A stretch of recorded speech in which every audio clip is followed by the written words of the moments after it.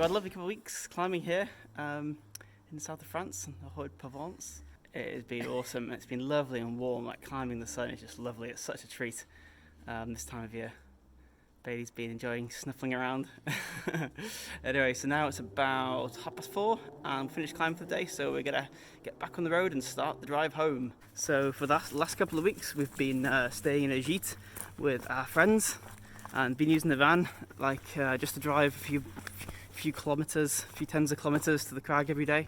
So we've just been topping it up from a domestic Schuko plug, 240 volts, standard trickle charge. Yeah, no problems there. So we topped up the full last night. It's been really nice driving the van around these mountain roads where we've been staying. Lots of switchbacks and hairpins, and because we've got the rock and roll bed with four seats in the van and seat belts, we've been having the van fully loaded with all our friends, taken to the crags. It's been quite nice to everyone's been experiencing being in an electric van. So yeah, it's the perfect sort of vehicle for these steep mountain roads. You get to have regen on the corners and lots of instantaneous acceleration, torque when you're pulling away out of junctions and things. Looking forward to having a couple of days on the road, crossing France and back to the UK. Lovely view down there into the valley. There's where we parked the van. Up there is where we've been climbing today. And this is the fantastic compostable toilet, which has been really nice to use. Just packing up the van, ready for the journey. And here we have the most important thing on the way back from France: the wine closet, all stowed away into there.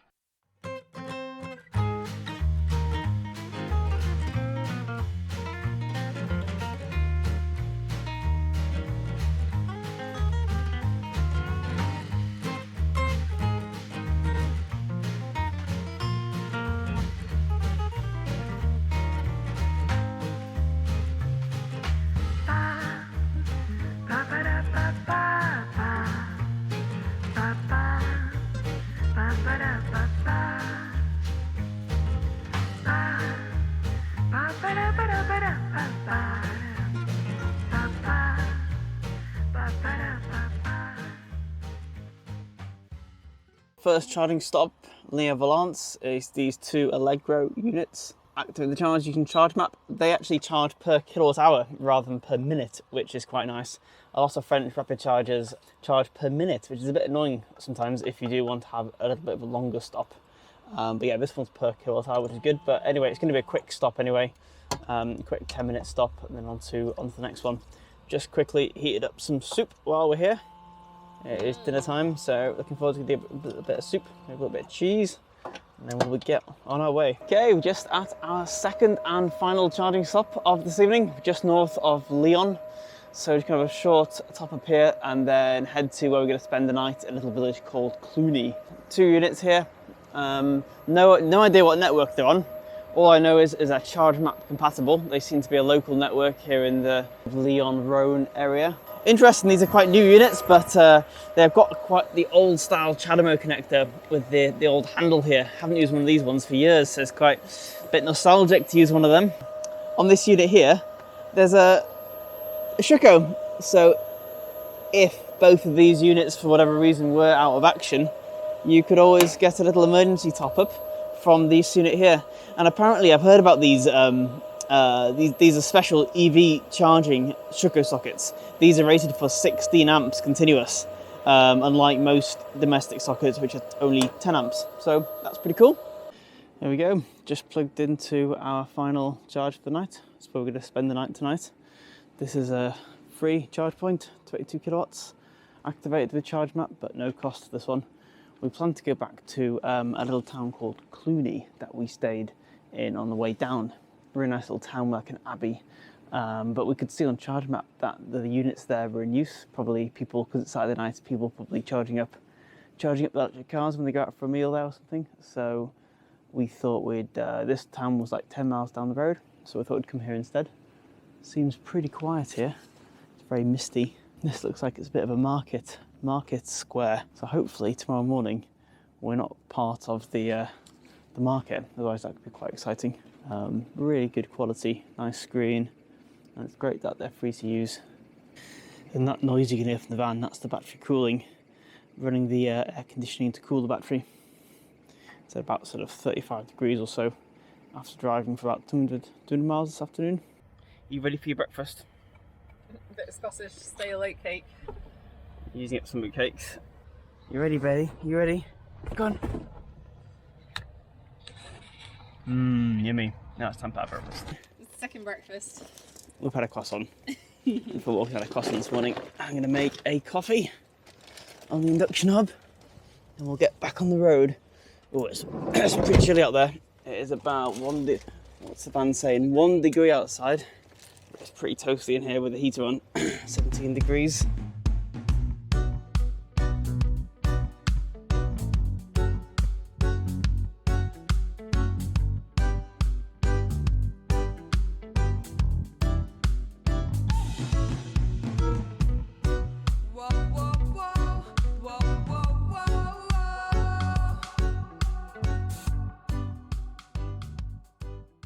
To find the nice charging points where we're spending the night, I've just been looking at Chargemap. Often there's a few photos on there, but I usually kind of supplement that with taking a look on Google Maps, trying to find it on Street View so you can check out where exactly it is. Ideally it would be in a quiet part of a village or outskirts of a town, not too close to houses and that kind of thing. So car park or main square or kind of outskirts is ideal. But then, ideally a nice village, somewhere to kind of walk in the morning, potentially a boulangerie. Make very important. Yeah, very important. Make it like a nice part of the journey. Yeah, and it's very important to check the live status on Chargemap, and also look at the comments. Sometimes translate them from French. On this trip, we've got 100% success rate with chargers working, and generally that is the case always. But I think that the reason for that is because I'm quite careful of checking all the live status, and if there's any chance that charger's not going to work or there's a negative comment, I'll just choose another one because there's so many. Generally, there's so many to choose from. But a lot of these little towns and villages have dedicated motorhome parking areas, airs, to encourage people to come and do what we're doing, to come to the town to spend the night, or to to spend money in the local boulangerie, going to the local shops and everything. So yeah, it's more of like a big thing in France, really. Like a lot of people do this in motorhomes and camper vans. Going touring around France, it's a really nice way to see the countryside. And yeah, it's so nice to come off the motorway after like a full day of driving to pull off into little towns or villages and see a bit of the country. This is how Bailey travels in the van, in the footwell, loving the warm air wafting through his fur. So just arrived at the first rapid charge stop of this trip. It's an Ionity station, and all Ionity stations in interesting. There it is. There was an error on the Chargemap, but it looks like it's gone now. Yeah, all Ionity stations in France have a token Chargemap point, which is very useful for us because we can't use the high-speed CCS over there. So just plug this in, and then we're going to use the Ionity app to activate it. So let's have a look. So that's the station we're at. And scroll down, and there's Chargemap. Continue. Pay. It's not the best app, Ionity. It gets there in the end, but it's not the slickest how you have to go through the payment authentication with your bank every time. There you go, connect your vehicle. Within a few seconds, there we go. It is now charging. Let's go and take Bailey out for a wee. Do you want to go out for a wee, Bailey? Doesn't look like you do, but I think you do. A little walk. Yes.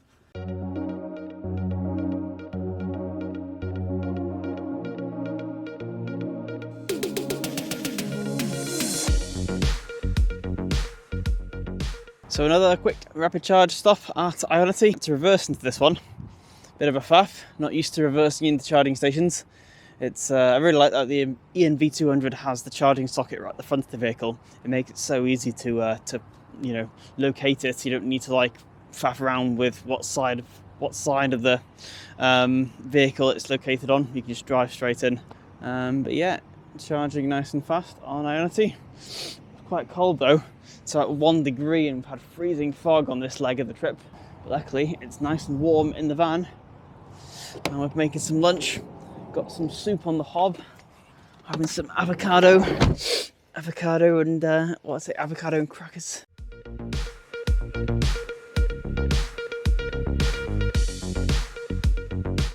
So you know, I've been saying that France could do with a few more rapid chargers along the auto routes. Well, this is the one spot in the journey where we had to leave the toll roads and come into a town to use a rapid charger. This is in Troyes in France. I knew this location was going to be a bit of a difficult one because there was only one point there, one rapid charger, but there was two, AC charging bays. Anyway, we got there and the rapid charger was in use, and so were both of the AC bays. So we drove about 8 minutes down the road to another 7 kilowatt unit. Just been plugged in here, just made a coffee, just been chilling out for about 30-40 minutes. We've seen on the map now that it looks like the rapid charger is now free, so we're going to go back there, see if we can get a rapid charge. So yeah, a bit of a hustle this one, just when the journey was going really well. And that's the thing these days, you're very unlikely to fully find yourself in a situation where you totally run out. There's so many charging stations, you might just have to use a slower station than you might like for a little bit. So now we're plugged in and charging at the only public rapid charger in town, which is very surprising given this is quite a large town. France really needs a few more rapid chargers in major towns and on the auto routes. All the exciting things seem to happen when it's raining and cold. Little update, then got a notification that the van had stopped charging, which led to a series of trying to restart it, but it kind of cutting out initially after a few minutes and then just not refusing to charge at all. Glyn's out in the rain being a hero. You can see a red light. I've chopped some peppers since it's like almost 7:30, so I thought, I could do a bit of dinner prep. His baby, not caring the world. He had a nice walk and pee. He's just waiting on some dinner. I suppose it wouldn't have been a very exciting video if it had all gone super smoothly. Always good to have a bit of excitement. Yes, what just happened was we're rapid charging and the rapid charger cut out, and occasionally we've had this happen twice before actually, never in the van, only with the Nissan Leaf, where it puts the vehicle into like an error state after the rapid charger fails. So we've had it happen twice in in about 6 years or something. So then I opened up Leaf Spy, and sure enough there were the error codes that put the van into like an error state, so it wouldn't charge even on AC. So I cleared those codes on the Leaf Spy. Finally, we're back on the rapid charger. Two things happened here. This charger errored out, put the van into an error state where it wouldn't charge, moved over to the AC charge point, cleared the code, managed to start a charge, but then the AC charge point was faulty and kept cutting out, and now it's working nicely. So hopefully it's not going to cut out again. And if it does, I just have to clear the code and start again. But it's not a fault of the van, it's a fault of the charge point. When chargers stop prematurely like that, it can leave the van in a bit of an error state. I remember when I was driving the Leaf, I always used to carry like a 10mm spanner so I could remove the 12 volt, disconnect it and reconnect it again. I remember this happened once in Scotland and we were driving all over the place. This is the first time it happened. Driving all over the place, trying to start charging in about 3 or 4 different places, and I couldn't work out why none of them were working. But it turned out that the rapid charger had failed and left the car in an error state where it wouldn't charge. And the only thing I had to do was borrow a 10mm spanner off from a campsite to get it to clear the codes and start again. But luckily since then I've found that I can clear the codes using Leaf Spy, using a Leaf Spy Bluetooth app, which is much more convenient if that does happen. But since then, not had it happen for years, and that's the first time I've ever had it in this van in almost 70,000 miles and 4 years of driving it. So anyway, the first for everything. Anyway, the plus side of all this hold-up, which has lasted about an hour, is dinner is nearly cooked. 7%. So yeah, I reckon we need 80% to leave here to be safe. So a few more minutes and then we'll get back on the road.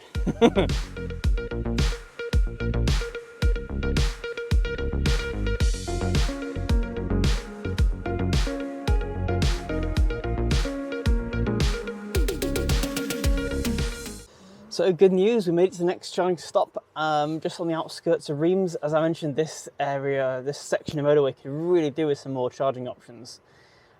This was like the only charging option on the motorway, and it's a single DBT unit. And over there's a whole massive row of Tesla superchargers, which are all empty. So it'd be really nice if we could use them, but we can't. But anyway, this unit was a bit of a suspect because there was like a questionable comment left on Chargemap, so wasn't 100% sure what the status of it was. Anyway, it seems to be working, but it's currently charging an MG ZS EV over there, and they're on 30%, which isn't great, so they could be here for a little bit of time. Oh yeah, looking forward to this. We're still waiting to get on the rapid charger, the single rapid charger, but we are eating pasta, freshly cooked. Oh, I'm so looking forward to this. This is great. This is when waiting for rapid charger is not all that bad. Oh yeah, oh thank you, Amy, it looks absolutely amazing. I'm so hungry. Time in. You are not getting any of this, baby. My dinner, my dinner. So I've just realised when I was planning this route, I had a quick look on Chargemap before we set off, and this route, which goes down through Reims and then Dijon, that we took now, you can see our little Amy's head, that's where we are now. I thought that there would be enough chargers on here, a lot of them are only like single unit rapid chargers, which is really not great. Actually, the way Google actually recommends to go from Calais to Avignon, which is the journey we've just done, is to go via Paris. And I thought I was being clever trying to avoid Paris, but actually I think, having had another look at the chargers along this route, and what we've experienced going along this route, I will definitely go via Paris next time. There's way more charging options. Yeah, it's not worth going via Reims. It's not too bad. We're gonna make it just fine. It's just we're having to rely on like single unit locations, and if someone else is charging on there, it just slows you down. Great, finally we're charging. The MG ZS charged for 65 minutes, and they took it all the way to 99% before we could jump on. And just realised the reason why they were staying for so long. It's free. It's on rifd, which is really not that great. I keep been saying this for ages. Free charge points are not good. Everyone loves a free vend, but yeah, it's really not great. It just encourages people to stay for as long as they possibly can to get all the free electrons, when it's not great when yeah, you're waiting. Anyway, so at least we've had dinner. So anyway, we're charging now. Well, we're at now 27%, so should only be another sort of 20 minutes or so before we get back on the road, so not too bad. Definitely going to take that route past Paris in the future, which has got loads of charging hubs and lots of charging options. Anyway, but at least it's pretty chilled in the camper van. We can cook dinner, read a book and relax. Final rapid charge of this evening at a Tesla supercharger. That's it seems pretty funny having one little Chargemap station alongside a massive Tesla supercharger. But anyway, I'm happy it's here, and this is a free charge. So we're gonna have a really quick top up here. Where we're staying is only about 20 miles away. So just gonna put charge up to about 20, 25, 30%. Oh, there we go, 33%. Okay, 7 minutes, perfect. Good to go. Off we go. Off to Roisel, where we're going to spend the night tonight.